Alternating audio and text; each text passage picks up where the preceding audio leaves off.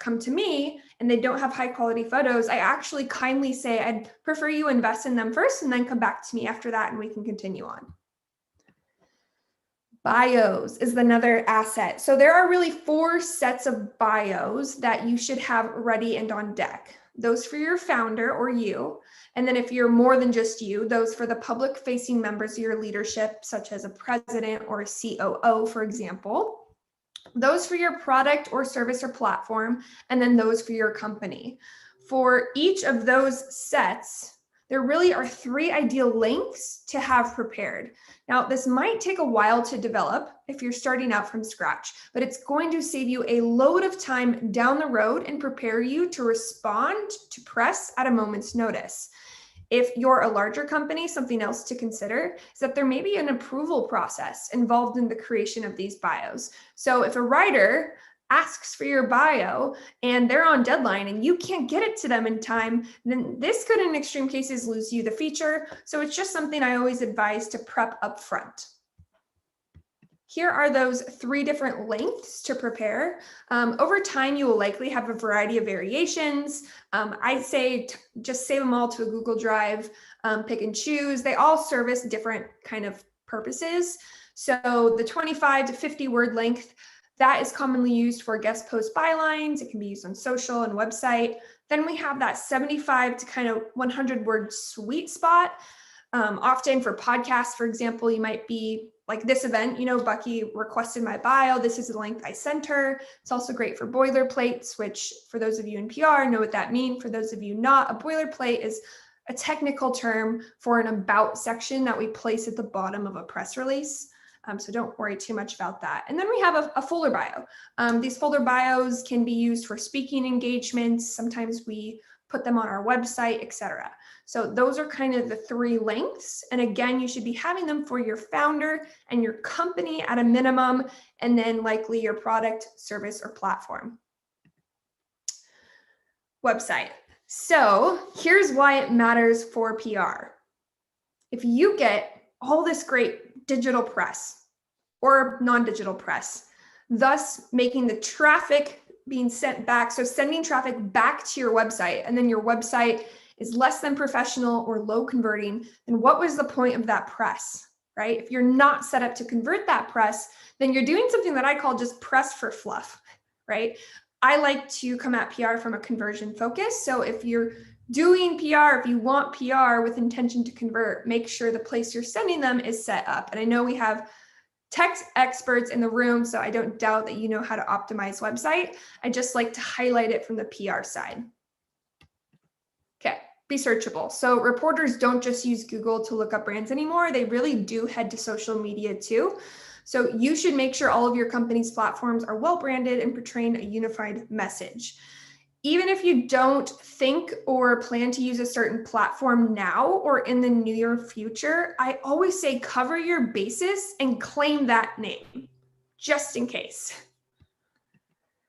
And again, my PR folks in the room probably know this, but little fun fact, journalists' #1 preferred social media site is Twitter. Here's some proof. Every year, Muck Rack and Cision, they produce these things called State of Journalism Report, where they survey and ask journalists to weigh in on a bunch of different things. And year after year, Twitter keeps coming back on top. So if you really want to seriously pursue PR, I highly suggest having a Twitter. Okay, next thing you should consider coming up with is inventory or something to offer press if possible. So I'll give you a few examples. If you're a product-based business, you should have stock ready to give away for free to the media without any promise of placement. So this is something that you can actually work out budgetarily before you even go out for press. So I'm willing to part with 20 pieces of product for press. Flip side, you need to be prepared that if you do land an epic press placement, that people are going to want to buy, because the worst thing that you can see is sold out. An example for this is I've had quite a few clients on the show Shark Tank or QVC. And when they know that is going to air, they have restocked their inventory to make sure they can fill and deliver on the influx of traffic. If you're a service-based business, you can start brainstorming something more experiential or tangible that a writer can review. That could be like a unique report that you conducted or an exclusive piece of advice. If you're a service platform, you could offer them user experience. You don't need to have something to physically give a writer, but this is just another thing to consider and might be hyper relevant based on your type of business. And then we come to media kits, which a lot of you brought up in the intros. So you do not 100% need a media kit to land press placements. So let's just debunk that. People land press placements all day without one. However, it can absolutely help you stand out above the crowd. And all of this will make a little bit more sense shortly. We're going to go into the 5 W's of how I look at media kits. So what? And for some of you, I know this is going to be a little bit of review, so stick with me. We'll go through it pretty fast. EPK, electronic press kit, media kit, press kit. You might have heard some of these, all of these. They pretty much mean the same thing. And I'm actually very intentionally going to be using these words interchangeably so you can start to associate in your head that essentially these mean the exact same thing. Left-hand side, we have good old Wikipedia's definition, but I like to summarize it as basically it's a digital document containing information about your business, a product, a person, or an event. Physically, I like to say that if you're striving to be on the A team, then you will have something called the EPK trifecta. So what is the EPK trifecta? It's a downloadable PDF that is housed in a shareable drive that can be accessed from somewhere on your website. So some sort of shareable drive, like a Google Drive or a Dropbox, somewhere on your website, and then some sort of downloadable PDF. Again, this is if you're striving for like A team status, okay? This is my example. I'm A team, I have all 3. Okay, so who is a media kit for? This answer isn't as obvious as you might think. This is when the other EPK trifecta comes into play. So a media kit or a press kit can be for, yes, the press, but we also use them for sponsors or partners or collaborators or advertisers. These 3 groups basically equal 3 different target audiences. Okay, and we'll come back, we'll get more specific in a second here.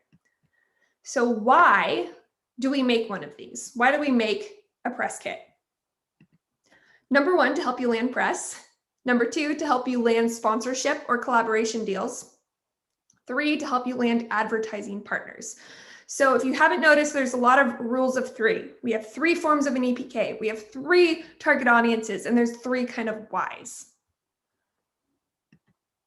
So what is in it? The big question. A whole bunch of stuff. And you're going to get a checklist takeaway from the event. I'll real quickly want to go over how you read it. So on the left-hand side is a list of items. On the right-hand side, we have the 3 categories of the type of EPK. X indicates that should be in that type of EPK. So one thing I like to point out, and that my clients do, is they might have a master media kit deck. Let's say they built it in Canva. That's a popular platform. Their master EPK might be 30 pages, but they then select and pull out pages based on the opportunity that they're using it for. So rarely do they ever send all 30 pages, because what a sponsor needs to know is different than what an advertiser needs to know versus the media. There's some crossovers, but as you can see by the checklist, there are differences. Okay, where should my electronic press kit live? If we refer back to the EPK trifecta, on a shareable drive of some sort in your website, if possible. When do you use it? Big question. So when we're talking about a media kit, it's typically used as an asset to help pitch a launch, to add in the coverage of an event or a trade show, to support a writer who is already creating a story and needs more details. So it's a tool that can make their life easier. It also can be used to help the media decide if they want to cover you. If you guys have specific kind of pitch questions, we can get to that in the live Q&A portion. For the collaborator or sponsorship type of EPK, they are typically used as an asset to help provide a brand or business an overview, or they act as your hype girl, your unofficial. They're supposed to make you look really good. Also, it's supposed to help clarify potential mutual benefits of working with you. It can be used to help inspire collaboration ideas. So if you're in communication with a partnership and they can't come, like you guys don't know how you're going to work together, send them their media kit and it might show them how you've worked with other brands in the past. It's a huge component when we're talking about landing speaking gigs, podcasts too, although that kind of falls more on the media side. And then ultimately, it's a tool that is used in the decision-making process. And then the third, when we use it, is for advertisers. And there's really one main way we use it, and it's supposed to help you decide to help them decide if you can make them money. So it's a selling tool. Okay, how do we make one? Again, you're going to be getting a takeaway workbook from this event that'll help you kind of walk through how I make media kits, but we're going to go over it kind of high level. So there's really 5 steps. 1, defining your purpose, gathering the goods, choosing platforms, organizing, and creating a virtual hub. So let's look at that. Step 1, defining your purpose. So this is when you decide, what is this media kit for? Is it for sponsors? Is it for the media? Is it for advertisers? Is it for 2 of 3? That's why I mentioned earlier, it's not a bad idea to have a master media kit, kind of like you might have a master sales deck or a master PowerPoint, right? And then you pluck pages depending on the opportunity. So it's a little more custom. So once you define your purpose, you know what you're making, then you gather the goods. So I don't expect you to be able to read this text right here, but this is when you figure out, what do you currently have and what do you still need? Then we want to choose our platforms. So where are you going to build your EPK? Where is it going to live? There's a section for you to kind of brainstorm, but I'm going to give you some platforms you can look through. Canva has a ton of free media kit templates. I like to mix and match them. So I don't use, for example, the New Girl. I won't use the full New Girl set. I might use a page from the New Girl, then a page from Pine Glasses, for example, if that's what that says. Yeah. So Canva is a great resource. Alternatively, if you're an Adobe fan, they also have a ton of free media kit templates as a great place to start on Adobe. Pinterest, good old Pinterest. Just type in media kit or press kit design. That can give you inspiration, or often that's linked out. Etsy also sells media kits. So, I mean, graphic designers, there's a ton of places, but these are some free places to kind of get started, or Etsy's a more low cost option. Okay, so once you've selected your platforms, how are you going to build it? Then it's time to get really, really organized.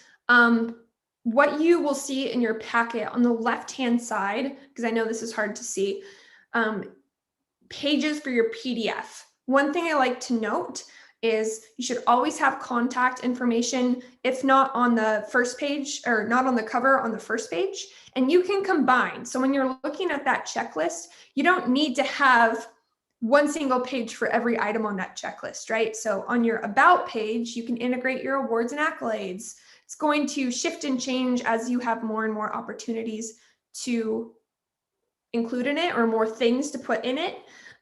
Right-hand side, folder outline. So founder headshots could be a folder. Bios could be a folder. So just get organized, since there's a lot that can go into it. Create a virtual hub. So again, if you want to be on the A team, this should live somewhere on your website. So this is just an example. You know, you guys are in the tech space, so I have no doubt that you can build out beautifully done websites, but your virtual hub should integrate with the other things you've created, which I said earlier, right? That EPK trifecta. So there should be a button, for example, that links to your Google Drive. And then in your Google Drive, we have our PDF. So they're all talking to each other. Inspiration. So let's look at some examples.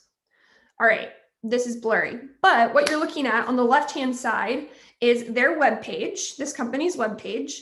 If you notice, they have a button right here that says press assets. says view full press kit. When you click that, it links out to a Dropbox. And here are those nicely organized folders that I mentioned. So this is one way that they created their EPK trifecta. This is an example of an advertising media kit. So you can actually go look at this today. If you go to Inc.com, what they've done is really, really cool. They have a very virtual integrated live version, but if you were to look closely, this right here is a link to download their PDF. So they still have that kind of old school OG PDF. And on that PDF, because their audience is advertisers, they're including things like audience demographics, rates, etc. Because that's their point. That's the point of their media kit. This one's great, Stitch Fix. So this is a fashion tech app. And basically, if you follow my arrow, which I'm hoping you can see, left-hand top corner is their website. That's their virtual hub. Then if you go to the top right, you'll see it has sections. Each of these buttons link to different things. Specifically, how they do it, instead of hosting it on a Google Drive, they have it automatically download a zip folder. So let's say I were to click on download images, or I don't remember which one I clicked on, it downloaded a press kit like this in a zip folder with all the assets. They've also included some materials right on the page, B-roll, right? This is all B-roll, zip, you can download it, super easy. Okay. Some extra kind of considerations. It should mirror your brand colors, fonts, websites. One thing I say is if you aren't taking the time to make a well-done media kit, just don't make one because it's not going to do anything for you if it isn't done well. Integrate everything. So if you have a page on your PDF of your founder, you can put a button and then integrate that back to your Google Drive, right? So make sure we're linking them all.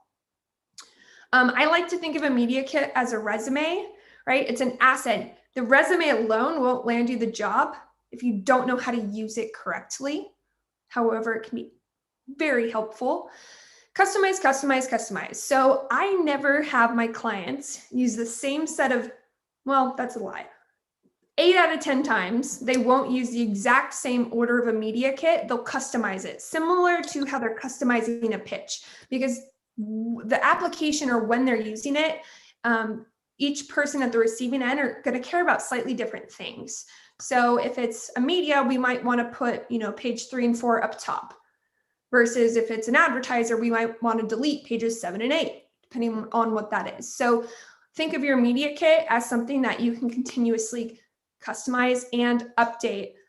I am so going to call myself out because this week I had a happy hour with a client, and after the happy hour, she called me out because she was amazing and did her due diligence and went and looked at my press kit and noticed it was severely outdated. So if you're going to have these living on your site, then make sure they're up to date, unlike me. Okay. That's kind of the overview. Cool. I wanted to make sure I left plenty of time for questions. Bucky has all of the documents. This link right here is a little web page I made specifically for this event where you can also download all the things.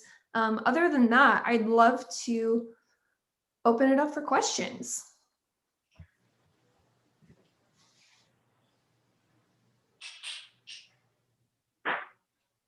Wow. Thank you so much, Lexi. I mean, that was really, really great. You just gave us a very detailed overview of what we should expect for a media PR kit. So does anyone have a question for Lexi? I mean, we've looked at different scenarios, how we can create it, what we need. And it's like a CV, as you said. He needs to sell, we need to sell ourselves, and needs to reflect what we're trying to achieve. So in terms of attracting PR, so I'll go first. I have a question. So how do you reach out to them? Where do you find them? For them to like feature your story, how do you go about doing that? Oh man, so there's not, so let's do a specific scenario. Do you have a scenario in mind? Because based on what you're pitching, what you're trying to achieve, your industry, what outlet, what form of media, I could go a lot of different answers. So I don't know if you have one in mind. Brilliant. So I want to be in Forbes, right? Yeah. Forbes. So there are a few different ways you can be in Forbes. You can always pitch yourself, right? If that's what you're going to do, you're going to want to be really intentional in researching editors and writers, understanding their beats, meaning the topics they write about, familiarize yourself with the Forbes editorial calendar. And by the way, if any of these words are unfamiliar to those not in the PR industry, call me out and I'm more than happy to explain. But basically do your research, understand what Forbes is looking for. And the short answer of it is a good pitch is custom tailored, it's concise, it's thoughtful, and it's giving the media exactly what they're asking for. You should always take a quality over quantity approach. So that's kind of the, if you want to be featured, you pitch it. Flip side, you can also submit for byline opportunities. A byline opportunity is if, for example, you want to write an article. And there's kind of two ways you can do this. Forbes has a bunch of these councils. So business council, women's business councils, it's become a huge part of their revenue model. And you actually have to pay to be on a council. But once you're on that council and you've been vetted, you then have access to publish and post content. So that's kind of a fast track way. You can still submit a byline. And the main thing I say, and this goes for any outlet, is read the directions. Every outlet has very specific directions on the type of content they want to receive. So they'll be specific, like what word count, what email do they want it sent to? Should they be applying or taking AP style into account? Usually there's a page on the website somewhere that will tell you all those things. So did that make sense, Bucky? I can go, I know that was a lot. There was like the 3 little avenues I just went to. Yes, that could make sense. Cool. I suppose what I was looking for is how do you target them? How do you get them? Do you just go on the internet and do a search, or is there like a dedicated portal? Someone sent me something before, like a list of all these PR companies that you can literally pitch your idea or business to. Is there like a shortcut that we can get to get this information out? So you're going to want to email them. It's kind of old fashioned, but you want to email them one-on-one. And there's a few ways you can find their email. A lot of websites have things called staff directories or mastheads where that'll give you their email. Alternatively, I actually have a blog on my website that says 5 free ways to find a journalist's email address. Alternatively, there are softwares out there such as Cision or Prowly or Muckrack that are data-based. One thing I rant about and I actually posted about last week was I do not advise anyone to buy a generic pre-made media list, because first off, who knows when the last time it was updated. Second off, it's not just having a media list doesn't mean anything. It's about selecting and understanding the correct writers to have. So you can pay someone to make you very specifically a custom list, but it's also something you can 100% DIY. Right, brilliant. Thank you so much. Let's see if does anyone have any question? Okay, Kelly is saying, what are your thoughts on have a newsroom page created by PR CEO versus build up in your own website? Is PR.co a website? Kelly, do you want to unmute yourself, please? Is that all right? Do you want to unmute yourself? Yeah, so you can... yeah, sure. Thank you. So there is a kind of page, it's called PR.co, where you can create newsroom. Obviously, most of the companies that they use that, they are like large companies. So I was wondering if it's a good idea to go for this option, or is better to create your own kind of newsroom site embedded in your website instead? Yeah, so I'm not familiar with pr.co, so that's interesting. I'll have to look into it. But what I can say is if you can build a website, people build them all the time. So there's nothing wrong, and you fully can. You should have it on your site somewhere. That is something you want. And as far as what software tool allows you to build that, up to you. It depends on the website you have, right? But people DIY it all the time. So you don't have to go with a company like this. It can be as simple as if you have a WordPress site, just adding a page. All right, thank you. Yeah. Okay, thank you very much. Does anyone else have any questions?